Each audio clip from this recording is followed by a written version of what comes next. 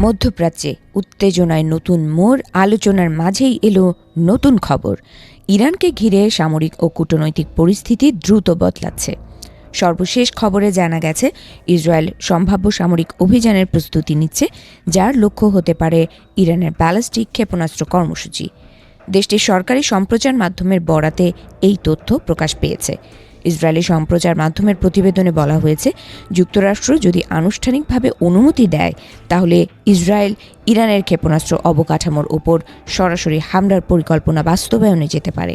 বিষয়টি নিয়ে ইসরায়েলের নিরাপত্তা মহলে জোর আলোচনা চলছে। সাম্প্রতিক পরিস্থিতি মূল্যায়নে দেশটির নিরাপত্তা সংস্থাগুলো মনে করছে, যুক্তরাষ্ট্রের পক্ষ থেকে সামরিক পদক্ষেপের সম্ভাবনা আগের তুলনায় বেড়েছে। ইসরায়েলি দৈনিক হারেটস জানিয়েছে, ওয়াশিংটন ও তেহরানের মধ্যে সাম্প্রতিক আলোচনার পর এই উত্তেজনা আরও তীব্র হয়েছে। আলোচনা ফলপ্রসূ না হলে পরিস্থিতি দ্রুত সামরিক সংঘাতে রূপ নিতে পারে বলে আশঙ্কা করা হচ্ছে। এই প্রেক্ষাপটে নজর রয়েছে যুক্তরাষ্ট্রের রাজনৈতিক নেতৃত্বের দিকে।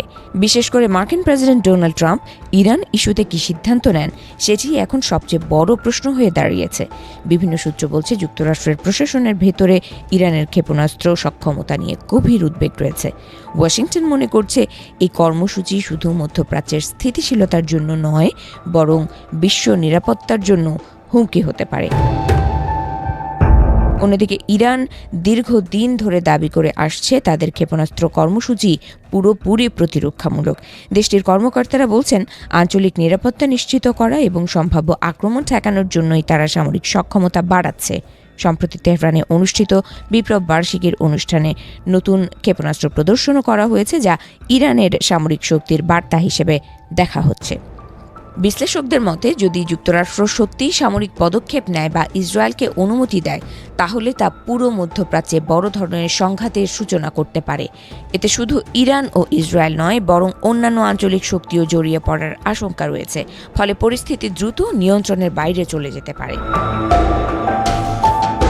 আন্তর্জাতিক কূটনৈতিক মহলও বিষয়টি গভীর উদ্বেগের সঙ্গে পর্যবেক্ষণ করছে। অনেক দেশ ইতোমধ্যে শান্তিপূর্ণ সমাধানের আহ্বান জানিয়েছে। তারা মনে করছে, সামরিক হামলা পরিস্থিতিকে আরও জটিল করে তুলবে এবং আঞ্চলিক অস্থিরতা বাড়াবে। বর্তমানে মধ্যপ্রাচ্যে এক অনিশ্চিত পরিস্থিতি বিরাজ করছে।